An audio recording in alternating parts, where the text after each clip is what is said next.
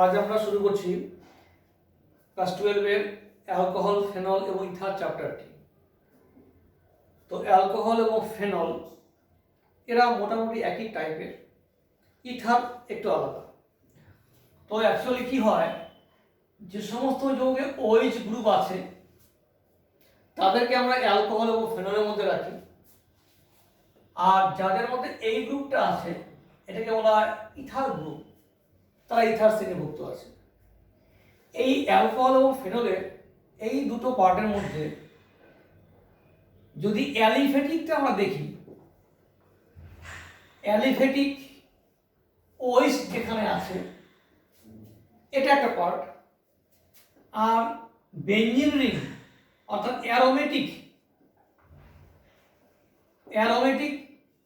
OH যেখানে আছে তার মধ্যে ফেনলটা আমাদের সিলেবাসে অন্তর্ভুক্ত আছে। অ্যারোমেটিক তার সঙ্গে OH অর্থাৎ বেঞ্জিন রিং থাকবে, তার সাথে OH গ্রুপ থাকবে, এটা ফেনল। তো অ্যালিফেটিক এবং অ্যারোমেটিকে এই দুটো পার্টকে আমরা একসঙ্গে আলোচনা করব, যাতে অ্যালিফেটিকটা পড়লে পরে আমরা ফেনলের বা অ্যারোমেটিক অ্যালকোহলের কিছু রিঅ্যাকশন বুঝতে পারি, সিমিলারিটি পাবো, আমরা মিল পাবো, আর ইথারটাকে আমরা আলাদাভাবে ডিসকাশন করব। তো দেখা যাক, আমরা আগে অ্যালিফেটিকের কিছু নামকরণ বা তার সম্বন্ধে কিছু জেনে নেই, কিছু নোমেনক্লেচার আমাদের জানতে হবে। যদিও আমরা পড়তে পড়তে অনেকটাই জেনে যাব, তাহলেও আমরা কিছুটা জানার চেষ্টা করি। যেমন CH3OH এটা মিথাইল অ্যালকোহল, CH3CH2OH এটা ইথাইল অ্যালকোহল। সব অ্যালিফেটিক অ্যালকোহল, এটা লম্বা চেন, ওটা এটা নর্মাল অ্যালকোহল বলছি আমরা। আবার ব্রাঞ্চও হতে পারে, CH3 এখানে লিখলাম, এটা সেকেন্ডারি অ্যালকোহল, এগুলো হচ্ছে প্রাইমারি অ্যালকোহল।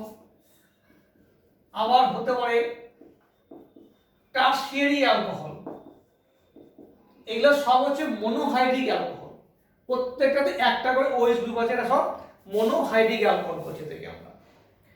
আর কি আছে, ডাইহাইড্রিক আছে, ট্রাইহাইড্রিক আছে। আর কি পাবো আমরা, আরেকটু চেঞ্জ আমরা দেখি, এবং CH2 ডাবল বন্ড CH2OH এই গ্রুপটাকে বলা হয় অ্যালাইল। এটা হচ্ছে অ্যালাইল অ্যালকোহল। তাহলে এইরকম আমরা পড়তে পড়তে এইরকম কোনো যৌগে চলে আসতে পারবো। দেখো এই পোর্শনটার সাথে এটা একটা মিল আছে, এই যে CH2 এই যে OH সিঙ্গেল বন্ড, এই সিঙ্গেল বন্ড, তারপর ডাবল বন্ড, তারপর ডাবল বন্ড, অর্থাৎ এটা অ্যালাইলের মতন হয়ে যাচ্ছে। অর্থাৎ এটা কেন বললাম, যে এইখানে যে রিয়াকশনগুলো আমরা পাবো এটার ক্ষেত্রে রিয়াকশনগুলো কাছাকাছি আসবে, একই রকম আসবে, সেই জন্য এটার সঙ্গে এটার মিলটা আমি বোঝানোর জন্য বলে দিলাম। তাহলে এটা যে অ্যালাইল অ্যালকোহল হলো, তাহলে এটাই একটা টাইপের অ্যালকোহল হলো, প্রাইমারি, সেকেন্ডারি এবং এটা হচ্ছে টারশিয়ারি। এইরকম পড়তে পড়তে আমরা সব পেয়ে যাবো। এটা যে অ্যালাইল গ্রুপ হলো, অ্যালাইল অ্যালকোহল হলো। আর কি আছে, আর যেটা আছে, এবার অ্যালাইলের মধ্যে দেখো CH2 ডাবল বন্ড CH2 ছিল এখানে, আমি একটা করলাম যে CH3 ঢুকিয়ে দিলাম এখানে OH লিখলাম। এটাও কিন্তু এই যে পোর্শনটা আছে এই পোর্শনটাও কিন্তু তোমার অ্যালাইলের মতোই, অর্থাৎ এটা অ্যালাইল টাইপ, এটা একটা সাবস্টিটিউশন আছে, গ্রুপ যুক্ত আছে। আবার একটা কাজ করতে পারি, এখানে আমি আরেকটা গ্রুপ ঢুকিয়ে দিতে পারি, সেটাও কিন্তু অ্যালাইলের মধ্যেই পড়বে। তাহলে এগুলো আমরা পেলাম অ্যালাইল টাইপ, এটা অ্যালাইল, পিওর অ্যালাইল, এটা সাবস্টিটিউটেড অ্যালাইল অ্যালকোহল। তাহলে অ্যালাইল, প্রাইমারি, সেকেন্ডারি এবং টারশিয়ারি অ্যালকোহল সম্বন্ধে আমাদের আইডিয়া একটু হলো। এবার আমরা আসি বেঞ্জিনের, তোমার মনোহাইড্রিক, ডাইহাইড্রিক, ট্রাইহাইড্রিক অ্যালকোহলের ক্ষেত্রে আমরা আসি। মনোহাইড্রিক কি আছে দেখো, মনোহাইড্রিক আমরা বললাম মিথাইল অ্যালকোহল, ইথাইল অ্যালকোহল বা সেকেন্ডারি অ্যালকোহল যেটা বললো, সব মনোহাইড্রিক, একটা OH গ্রুপ আছে। যদি কোনো একটি কম্পাউন্ডে দুটি OH গ্রুপ থাকে বা তিনটি OH গ্রুপ থাকে, যদি দুটো OH গ্রুপ থাকে তাকে বলবো ডাইহাইড্রিক অ্যালকোহল, তিনটে হলে ট্রাইহাইড্রিক অ্যালকোহল। এরকম দুটো যৌগ আমাদের একটু মনে রাখতে হবে, যেমন CH2OH CH2OH, এটা ডাইহাইড্রিক অ্যালকোহল। এই যৌগটা সম্বন্ধে তোমাদের আইডিয়া আছে, এটা হচ্ছে ইথিলিন গ্লাইকল। আরেকটি আছে যৌগ যেটা আমরা হয়তো কোনো না কোনো সময় জেনে গেছি, যখন আমরা নামকরণ করেছিলাম তখন এইটার আমি নামকরণ তোমাদের শিখিয়েছিলাম। এটা ট্রাইহাইড্রিক অ্যালকোহল, এটা হচ্ছে গ্লিসারল। তাহলে মনোহাইড্রিক, ডাইহাইড্রিক, ট্রাইহাইড্রিক, এই অংশটা আমরা বুঝতে পারলাম। এবার আমরা আসবো ফেনলের সাথে। ফেনল বা সাবস্টিটিউটেড ফেনল গুলো কেমন হয় সেরকম দেখি আমরা। যেমন যদি বেঞ্জিন রিংয়ে OH থাকে, এটা হচ্ছে ফেনল, এটা আমাদের মেনলি পড়তে হবে। এছাড়া আর কি আছে, এটা হচ্ছে বেনজাইল অ্যালকোহল, এটা হচ্ছে বেনজাইল অ্যালকোহল। আর কি আছে, আমি চেইনটা বাড়াতে পারি, এরকম আমি চেইন করতে পারি। এটা আলফা, এটা বিটা, বিটার সঙ্গে এটা ফিনাইল গ্রুপ যুক্ত আছে, এটা phenyl group benzene ring, beta phenyl ethyl alcohol, এটা হতে পারে। এর চেইন বাড়তে পারে। এটা গেল ফেনলের সঙ্গে ফেনল করলাম, তারপরে বেনজাইল করলাম, তারপরে ইথাইলের সঙ্গে আমি এটা ফেনল গ্রুপ যুক্ত করে দিলাম, এটাও কিন্তু অ্যারোমেটিক অ্যালকোহলের মধ্যে পড়বে।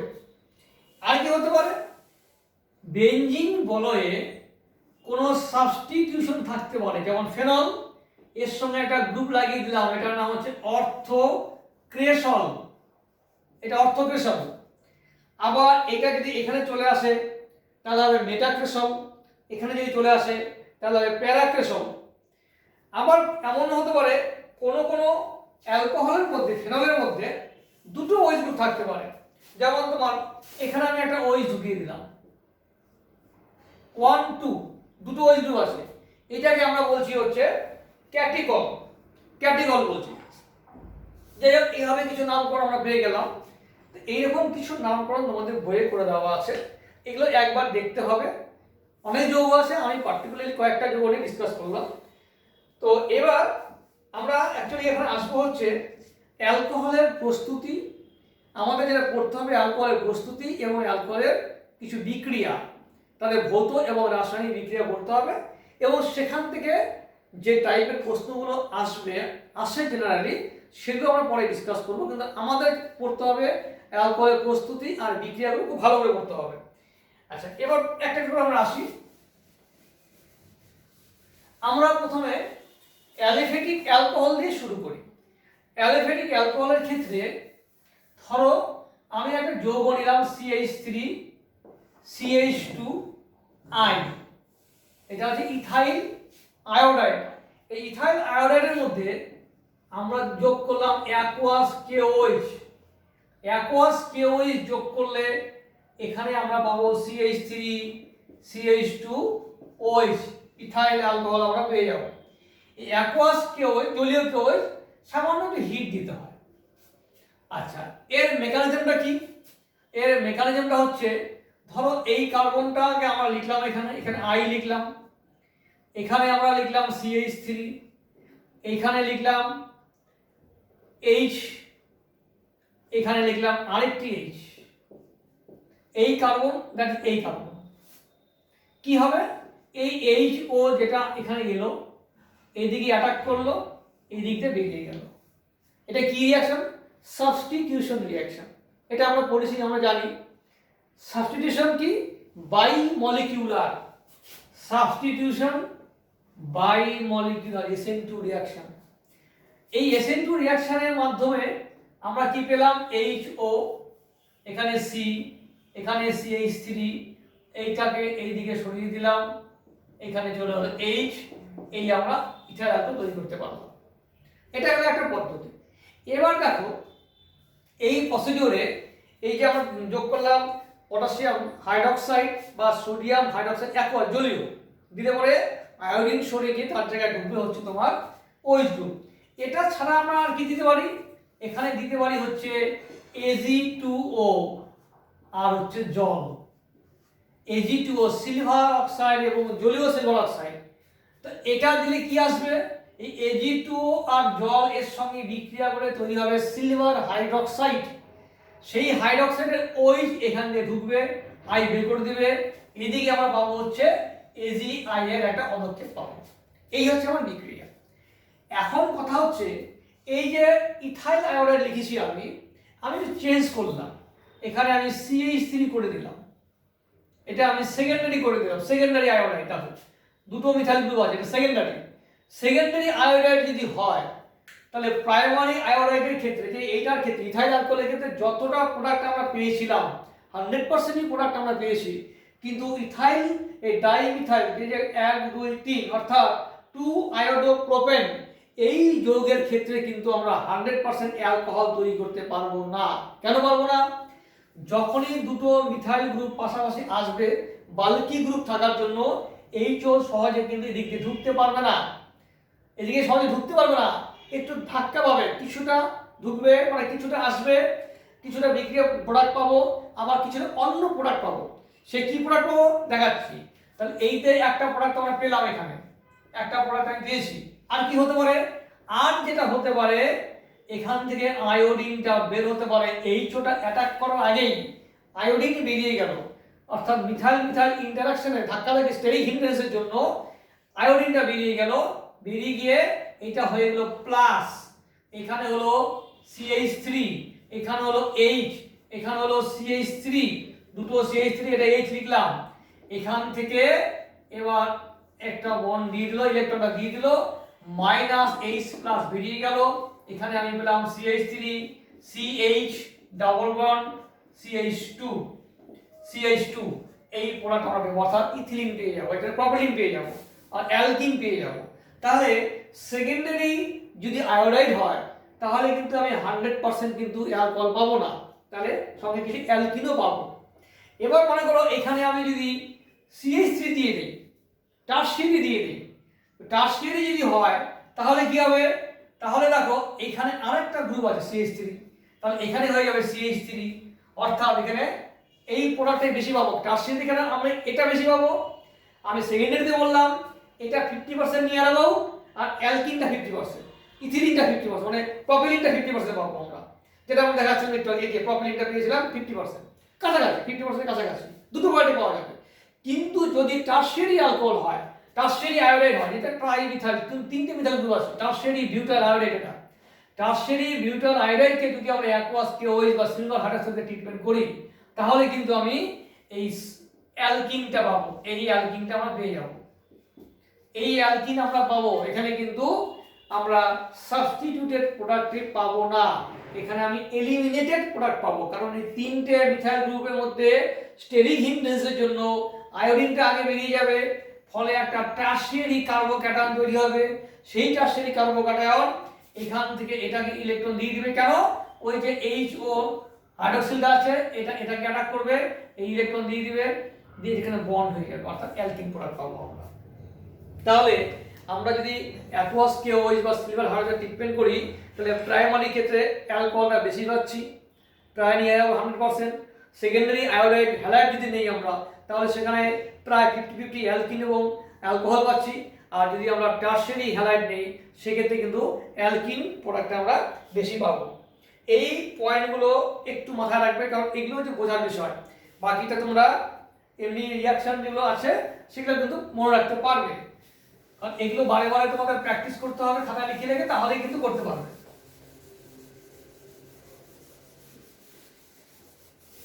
এটা গেল একটা প্রসিডিউর গেল হ্যালাইড থেকে অ্যালকোহল তৈরি করার ক্ষেত্রে, হ্যালাইড থেকে অ্যালকোহল তৈরি করা। এবার আমরা আসি অ্যালকিন থেকে, তো CH2 ডাবল ওয়ান CH2, এখানে আমি যোগ করলাম গাঢ় H2SO4, অর্থাৎ এখানে কিন্তু জলও সামান্য আছে, একটু হিট দেব, দিলে যে প্রোডাক্টটা তৈরি হবে সেটা CH3 CH2OH তৈরি হলো, অ্যালকোহল তৈরি হবে। কি করে হবে সে জায়গায় আমরা আসি। আমরা কি হয় আমরা মেকানিজমে আসি, কি হয়। তো আমরা একটা কাজ করি, এটা একটু সহজ রিঅ্যাকশন, আমরা একটু বড় রিঅ্যাকশন নেই।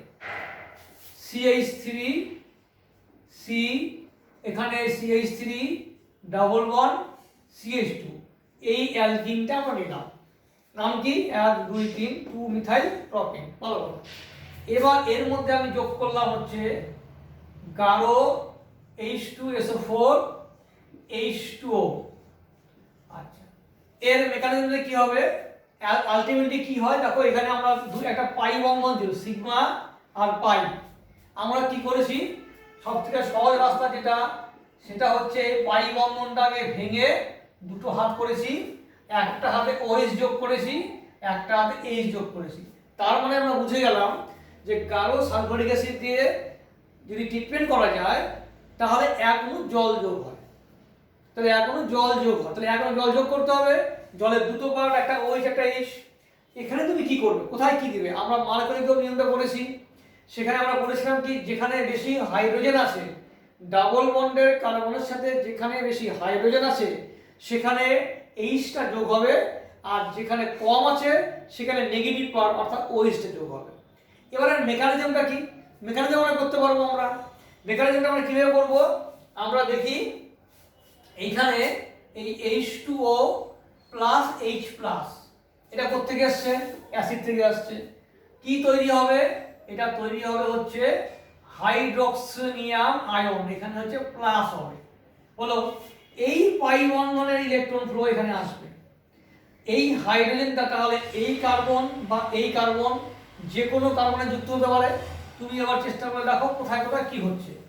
আমরা প্রথমে এইখানে হাইড্রোজেনকে যুক্ত করলাম H প্লাস, ইলেকট্রনটা গেল এখানে, এই পাই বন্ধন ইলেকট্রনের ফ্লোটা গেল H প্লাসের কাছে, H এর কাছে, তাহলে এইটা কি হয়ে যাবে, প্লাস হয়ে যাবে, তাহলে CH3 বন্ড C, CH3 এটা হয়ে গেল CH3, এটা হয়ে গেল প্লাস। আর কি হতে পারে, আরেকটা যেটা হতে পারে, এই Hটা ঢুকলো এখানে, এটা প্লাস হয়ে গেল, তাহলে আমরা লিখলাম CH3 C, CH3 এটা H, এখানে হলো CH2 প্লাস। দেখো এই দুটো কার্বোক্যাটায়নের মধ্যে পার্থক্যটা কোথায়, এটা হচ্ছে টারশিয়ারি কার্বোক্যাটায়ন, বুঝেই গেলে, এটা তাহলে মোর স্টেবল হলো।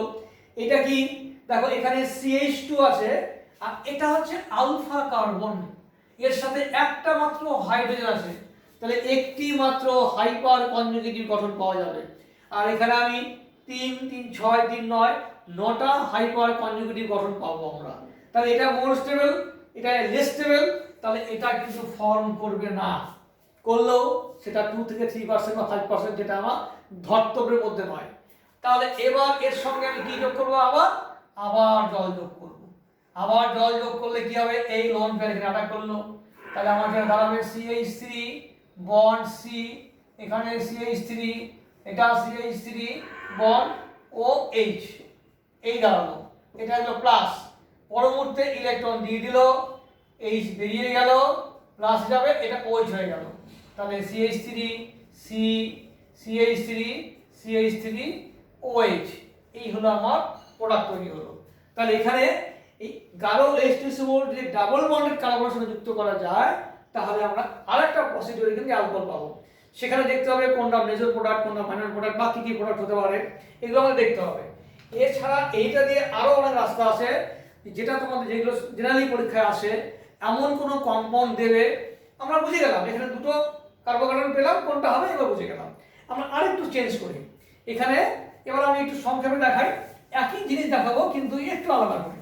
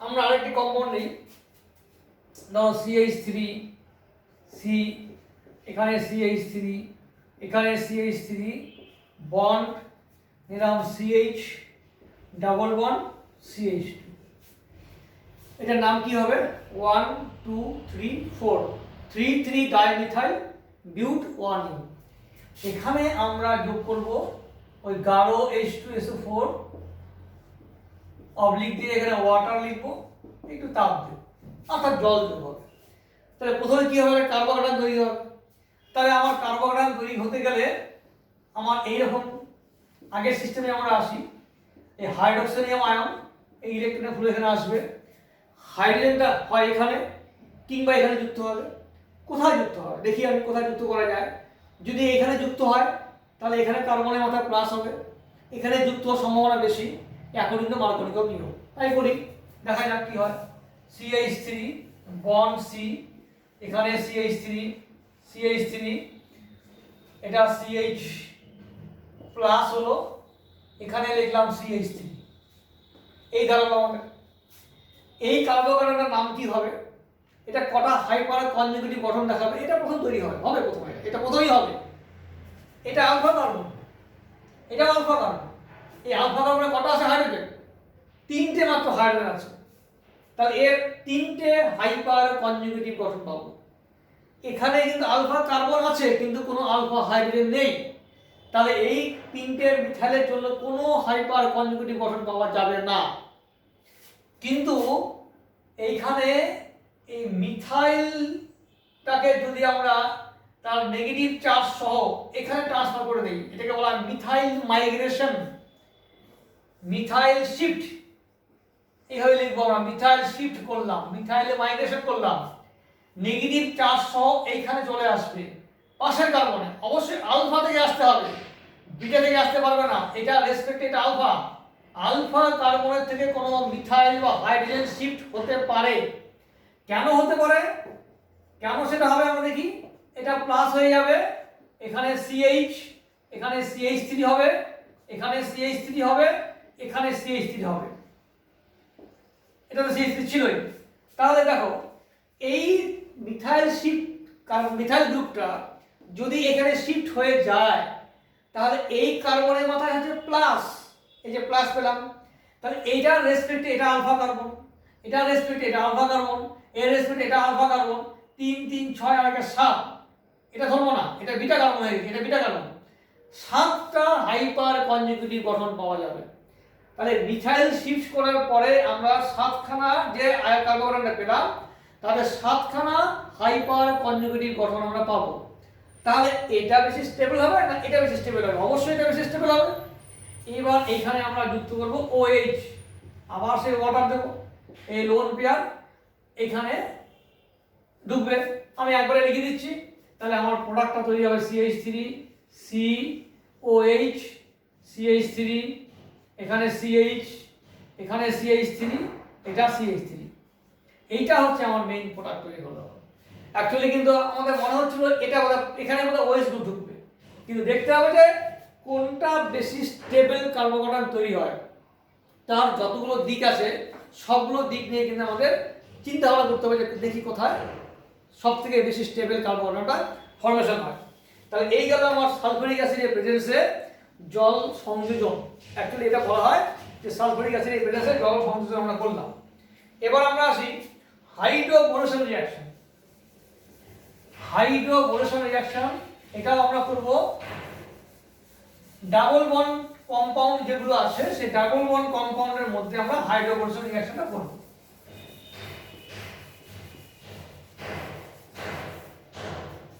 কি আছে দেখো, CH3 bond CH double bond CH2, এটা হচ্ছে প্রপিন। এই প্রপিনের মধ্যে আমরা যোগ করব হচ্ছে B2H6, এটা ডাইবোরেন। তো ডাইবোরেন সম্বন্ধে আমাদের ধারণা আছে, ডাইবোরেন অ্যাকচুয়ালি এটা তৈরি হচ্ছে বোরেন থেকে ডাইবোরেন এসেছে, অর্থাৎ BH3 থেকে এসেছে। BH3টা একটু আনস্টেবল, ওর মধ্যে ওটা ইলেকট্রন ডেফিসিয়েন্ট কম্পাউন্ড, সেই জন্য দুটো BH3 মিলে ডাইবোরেন তৈরি হয়।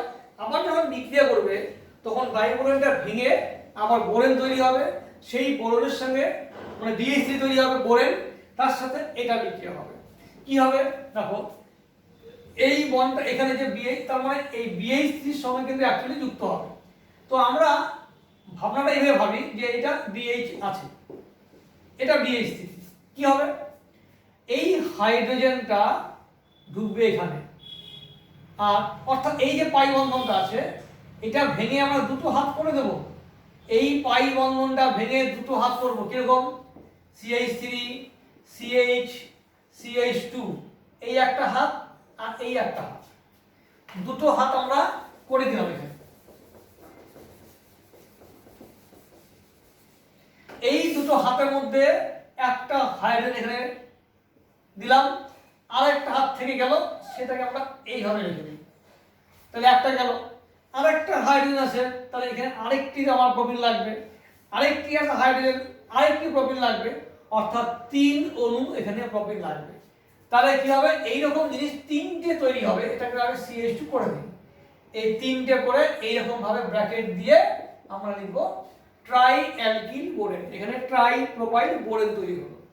এবার এর মধ্যে যোগ করব H2O2 অবলিক NaOH, যোগ করলে আমরা পেয়ে যাব CH3 CH2 CH2OH, এটা আমি 3 অণু পেয়ে যাব। এই হচ্ছে একটা প্রসিডিউর, অর্থাৎ এই প্রোপিন থেকে অ্যালকোহল, এটা প্রাইমারি অ্যালকোহল তৈরি হবে এখানে। জেনারেলি বেশিরভাগ ক্ষেত্রেই প্রাইমারি অ্যালকোহল তৈরি হয়, মানে লম্বা চেইন নরমাল ব্রাঞ্চ এখানে আমরা পাবো না, ঠিক আছে। তাহলে এটা হচ্ছে বোরেন থেকে, বোরেনকে ইউজ করে আমরা অ্যালকোহল পেলাম।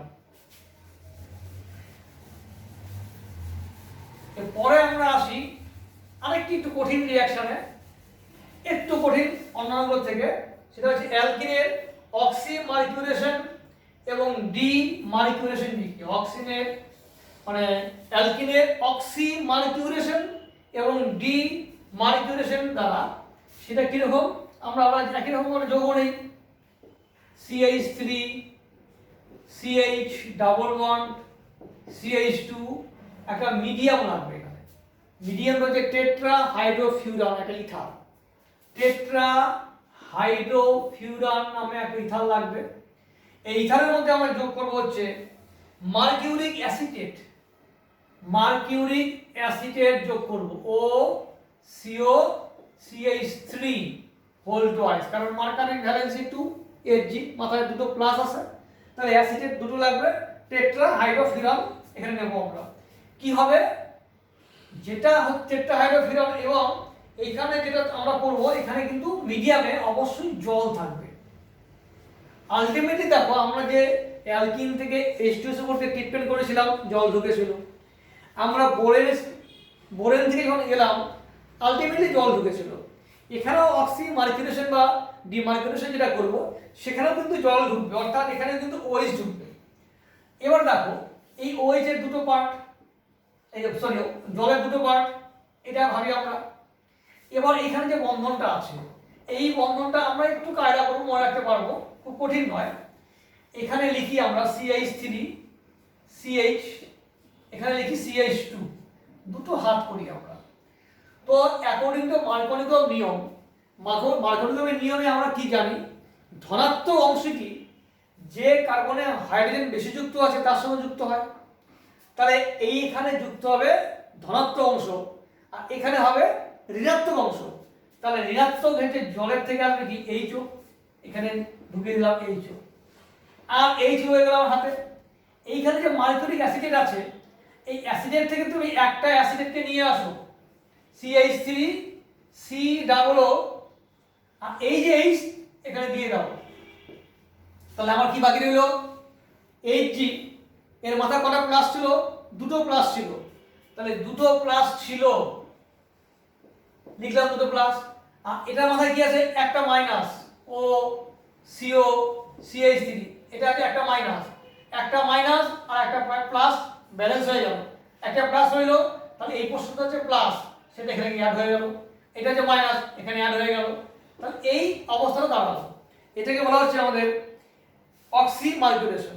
এবার এখান থেকে কি হবে, এখান থেকে আমাদের মূল প্রোডাক্টে আমরা ফিরে আসবো, এখানে দিব আমরা সোডিয়াম বোরোহাইড্রাইড অবলিক সোডিয়াম হাইড্রোক্সাইড দিলে কি হবে, এই যে সেকেন্ডারি অ্যালকোহলের যে কোশ্চেনটা আমরা পেয়েছিলাম এটা ঠিক থাকবে, আর এই যে CH2 যেটা আছে এটা হয়ে যাবে CH3। তাহলে বাকি কি হবে, বাকি হবে এই যে কোশ্চেনটা দেখো আছে এটা কি আছে CH3 C ডাবল ও এখানে Na ঢুকে যাবে সোডিয়াম অ্যাসিডে, আর এই মার্কারিটা এখানে বেরিয়ে আসবে, মার্কারিটা বেরিয়ে আসবে। তাহলে এই হচ্ছে আমার সেকেন্ডারি অ্যালকোহল আমি পেলাম, সেকেন্ডারি অ্যালকোহল। তাহলে এই মার্কুলেশন বা অক্সিমার্কুলেশন এবং ডিমার্কুলেশন বিক্রিয়া আমরা সেকেন্ডারি অ্যালকোহল পেলাম, আর ডাইভারে কি পেয়েছিলাম, প্রাইমারি অ্যালকোহল পেয়েছিলাম। এবং এর কিছু এক্সাম্পল দেখবে বইয়ে সব করে দেওয়া আছে, আমি মূল ব্যাপারটা বলে দিলাম কিভাবে রিঅ্যাকশনটা হয়, হ্যাঁ সেটা দেখে এবং কিছু এক্সাম্পলগুলো তুমি যদি দেখে নাও একটু লিখে লিখে করো, ব্যাপারটা ক্লিয়ার হয়ে যাবে। এরপরে আমরা পরের অংশটা আমরা দ্বিতীয় ভিডিওতে আমরা দেখাচ্ছি।